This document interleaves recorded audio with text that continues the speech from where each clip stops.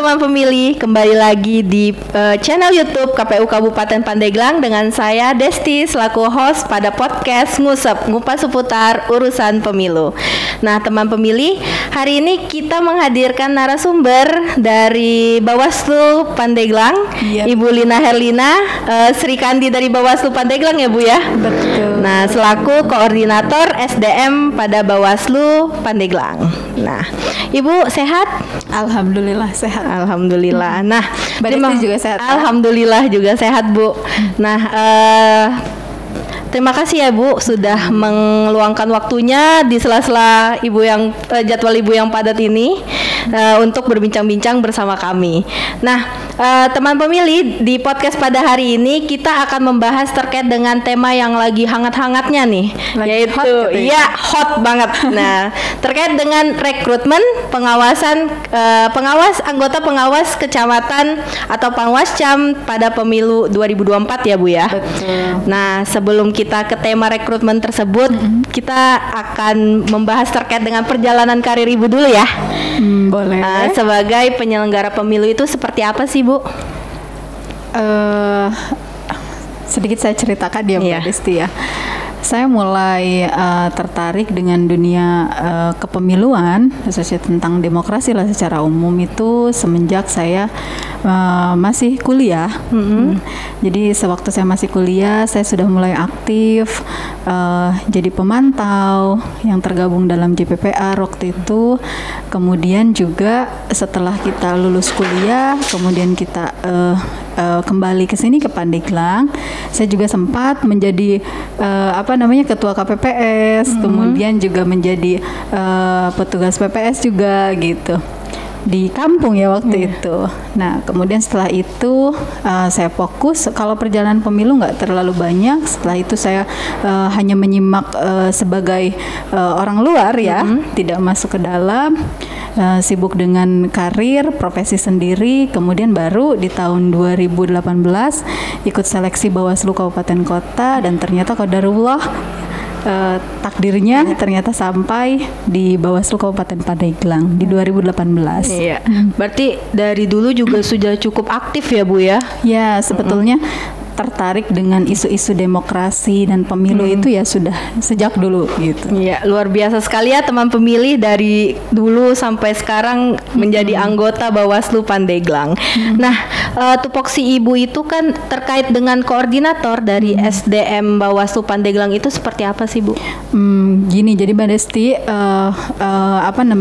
memang sekarang kita berbeda ya. Kemarin Bawaslu sendiri baru kita keluar Perbawaslu 3 tahun 2020 terkait pola hubungan tata kelembagaan. Jadi kita sekarang komposisi divisi juga berbeda Mbak. Jadi kalau dulu kan kita ada divisi SDMO, kemudian ada 5 divisi ya, divisi pencegahan dan pengawasan, kemudian ada divisi penanganan pelanggaran, kemudian ada divisi data hukum dan informasi, kemudian ada divisi penyelesaian sengketa. Nah, mengacu pada Perbawaslu 3 2022 ini kita berbeda komposisinya, di mana ketua sudah tidak memegang divisi, kemudian divisi SDM juga bertambah gitu. Jadi divisi sumber daya manusia dan sumber daya manusia organisasi dan diklat, pelatihan, kemudian juga ada divisi data divisi hukum dan penyelesaian sengketa. Sebelumnya divisi hukum dan penyelesaian sengketa ini berbeda, tapi sekarang menyatu. Nah, ada penambahan-penambahannya gitu. Tapi kalau untuk di divisi SDM sendiri tidak banyak berubah sebetulnya. Dari yang kemarin kita fokus pada koordinasi persoalan fasilitasi kesekretariatan, kemudian juga rekrutmen, kemudian juga kita mengkoordinatori bagaimana pengelolaan kearsipan, kemudian penilaian kinerja gitu kan, distribusi tugas ke SDM dan lain sebagainya. Itu sih di divisi SDM tidak terlalu ini. Berarti lumayan menaungi banyak juga ya Bu ya, terkait rekrutmen juga ya. Kalau rekrutmen memang ada di divisi SDM. Dari kita di Panwas, di tingkat kecamatan sampai tingkat TPS. Iya. Nah, mengenai Bawaslu, masyarakat itu kan secara umum itu mengenal Bawaslu dan Panwaslu. Nah, agak kurang familiar nih dengan Panwascam. Nah, sebenarnya Panwascam itu tuh kedudukannya itu di mana dan apa aja sih Bu kewenangan Panwascam itu? Tugas dan kewenangan. Iya. Oke. Jadi sebetulnya secara nomenklatur itu Panwaslu kecamatan itu kita sebut dengan Panwaslu kecamatan. Iya. Jadi kalau dalam undang-undang itu ada dalam regulasinya itu Panwaslu kecamatan. Kedudukannya di kecamatan. Nah, jumlahnya itu ada setiap kecamatan itu 3 orang. Iya. Setiap kecamatan 3 orang. Nah, untuk tugas dan kewenangannya sendiri, tugasnya yaitu yang pertama melakukan pencegahan dan penanganan pelanggaran pemilu di wilayah kecamatan. Nah, berarti kalau berbicara soal pencegahan kan ada beberapa aktivitas-aktivitas, misalnya memitigasi gitu kan? Iya. Memitigasi kerawanan pemilu di wilayah kecamatannya, kemudian melakukan sosialisasi, melakukan sosialisasi, berkoordinasi dengan stakeholders di tingkat kecamatan gitu kan. Nah, lalu kemudian yang kedua misalnya melakukan pengawasan tahapan penyelenggaraan pemilu di tingkat kecamatan. Kalau kita bicara tahapan penyelenggaraan pemilu di tingkat kecamatan itu kan persoalannya misalnya pemutakhiran daftar pemilih, kemudian pengawasan kampanye, kan tahapan kampanye, kemudian logistik, distribusi logistik, kemudian pelaksanaan pungut hitung di tingkat kecamatan. Nah, itu. Dan masih banyak sebetulnya tugas-tugasnya Panwaslu kecamatan. Sedikit saya singgung untuk kewenangannya sendiri, misalnya menindaklanjuti laporan pelanggaran yang terjadi di tingkat kecamatan. Oke, teman pemilih bisa dicatat apa aja kewenangannya jika tertarik nih teman pemilih. Nah, Bu, untuk tahapan pemilu 2024 kan yang serentak ini kan pasti akan beririsan nih dengan pilkada yang akan diselenggarakan pada tahun 2024. Nah, bagaimanakah kedudukan atau status dari Panwascam itu? Oh, artinya apakah Panwaslu kecamatan masa kerjanya sepanjang itu gitu ya? Kemarin kita saya akan coba cermati dari pedoman pembentukan Panwaslu kecamatan yang kemarin dikeluarkan oleh Bawaslu Republik Indonesia melalui surat keputusan Bawaslu Republik Indonesia nomor 341 kalau nggak salah, terkait pedoman pelaksanaan pembentukan Panwaslu kecamatan. Nah, kalau mengacu pada undang-undang, sebetulnya pembentukan Panwaslu kecamatan ini kan dibubarkannya itu 2 bulan, maksimal 2 bulan setelah pelaksanaan pungut hitung. Tapi karena ini kan masanya juga beririsan dengan pilkada, saya juga belum bisa memastikan apakah masa kerjanya juga akan sekaligus gitu kan selesai setelah pungut hitung pada pilkada. Saya belum bisa berani mengatakan itu gitu, karena memang di pedoman juga tidak disebutkan secara rigid gitu ya, secara pasti sampai kapan masa kerjanya Panwaslu kecamatan yang saat ini proses pembentukannya sedang berlangsung. Oke, berarti masih difokuskan pada pemilu dulu ya Bu ya nanti. Oke, untuk rekrutmennya itu akan dilaksanakan secara langsung atau ada metode lain, dan apa aja sih Bu syarat-syarat untuk menjadi Panwascam itu sendiri? Ya, untuk rekrutmennya sendiri kan ini berlangsung selama, kalau mengacu pada timeline yang ada di pedoman, ini berlangsung selama 2 bulan Mbak Desti ya, 2 bulan lebih. Nah, awal mula tahapan yaitu berupa sosialisasi. Sosialisasi sudah kita lakukan sejak tanggal 15 mungkin sampai tanggal 21, saya lupa. Bulan ini ya Bu ya? Sudah mulai di bulan ini ya? Nah, sekarang kita sedang tahapan pendaftaran, penerimaan berkas pendaftaran, dan ini hari terakhir Mbak Desti. Jadi kemarin kita sudah menerima berkas pendaftaran itu dari tanggal 21 dan ini tanggal 27 ini merupakan hari terakhir. Nah, nanti jam 5 ini merupakan waktu terakhir masyarakat yang berminat untuk mendaftar terakhir gitu. Tapi memang ada ketentuan berikutnya. Jika memang misalnya dalam setiap kecamatan ini belum memenuhi pendaftarnya belum memenuhi 2 kali kebutuhan, maka atau misalnya dalam setiap kecamatannya ternyata belum ada keterpenuhan pendaftar perempuan minimal sebanyak 30%, maka Bawaslu Kabupaten Pandeglang akan melakukan perpanjangan.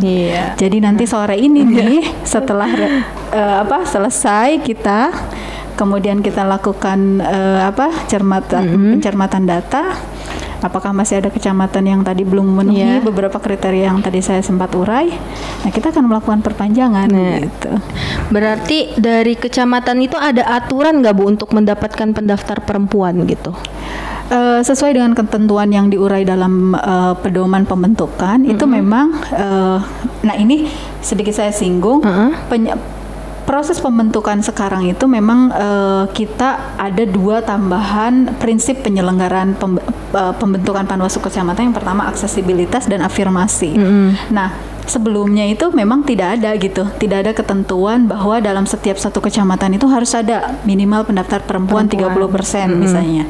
Nah, memang untuk yang saat ini proses yang pembentukan yang sekarang memang ditekankan jika tidak ada pendaftar perempuannya, maka ini harus dilakukan perpanjangan. Jadi concern Bawaslu terhadap keterwakilan perempuan ini dengan adanya aturan ini sepertinya semakin tinggi gitu ya. Gitu. Nah, oke. Kalau untuk ASN, nah itu boleh nggak sih Bu mendaftar sebagai anggota Panwascam? Jadi kalau bicara soal mendaftar, nah boleh. Semuanya juga boleh mendaftar, gitu. Boleh mendaftar, tapi memang ada ketentuan berikutnya di mana ketika memang sudah ditetapkan menjadi diterima misalnya menjadi anggota Panwaslu Kecamatan, maka harus melengkapi persyaratan berikutnya, yaitu mengajukan cuti atau pemberhentian sementara gitu, cuti sementara, artinya di luar tanggungan negara gitu. Oke, teman pemilih ada syarat dan ketentuan yang berlaku ya. Syarat dan ketentuan ya. Kalau untuk anggota partai politik yang sudah mengundurkan diri nih Bu, nah itu boleh nggak? Nah, itu kita kan ada salah satu persyaratannya, yaitu melampirkan surat pernyataan, melampirkan surat pernyataan yang dimana salah satu poinnya adalah tidak menjadi pengurus atau anggota partai politik selama 5 tahun. Oh, ada syaratnya 5 tahun. 5 tahun. Jadi artinya kalau misalnya seseorang misalnya baru keluar dari partai politiknya baru 3 tahun, ya belum memenuhi syarat, karena memang minimal harus 5 tahun. 5 tahun. Berarti boleh mendaftar tapi ada syarat dan ketentuan yang berlaku seperti itu. Kan kita ada ini Mbak Desti, kita akan ada pemeriksaan pendaftar itu apakah ada dalam kepengurusan sistem informasi partai politik atau enggak. Makanya kita akan ada pengecekan sipol juga gitu, untuk memastikan bahwa memang pendaftar memang tidak ada dalam kepengurusan partai politik. Berarti harus benar-benar bersih gitu ya Bu. Iya. Nah, dari ini kan rangkaian proses rekrutmen ya Bu ya, lagi tahap-tahapannya nih. Nah, Bawaslu sendiri tuh terdapat kendala nggak sih Bu dari awal sosialisasi sampai sekarang kan rekrutmen nih? Ada kendala-kendala apa sih nggak yang Ibu rasakan? Gitu ya. Dari mulai kita sosialisasi, kendala yang berarti sih nggak ada, Mbak. Nggak ada, karena saya pikir kita melakukan koordinasi gitu kan. Sosialisasi yang kami lakukan itu selain kami mempublikasikan terkait pengumuman pendaftaran ini baik melalui media online, kemudian juga di media Bawaslu sendiri, kita juga melakukan berkirim surat pada kecamatan gitu kan, memasang spanduk di setiap kecamatan, kemudian juga kita berkirim surat dengan organisasi-organisasi perempuan. Sampai sejauh ini kita kalau kita lihat atau kita ukur apakah efektivitas sosialisasi yang kita lakukan ini sudah kita anggap efektif atau tidak, kita bisa lihat dari pendaftar gitu. Pendaftar sendiri di tahun ini di hari akhir ini, di hari akhir pendaftaran ini, ternyata pendaftarnya itu lebih banyak dibandingkan kita pada tahun 2020 untuk Panwaslu yang mengawasi Pilkada 2020. Jadi pendaftar sendiri banyak, artinya kita bisa ukur bahwa sosialisasi berjalan dengan baik gitu. Kemudian pada saat pendaftaran saat ini, karena memang mekanisme penyerahan berkas pendaftaran ini juga kita berikan melalui 3 mekanisme ya, baik secara langsung datang ke Bawaslu ataupun via email, kemudian melalui pos gitu. Ini memberikan kemudahan yang banyak gitu ya bagi masyarakat yang ingin atau yang tertarik untuk menjadi pengawas pemilu.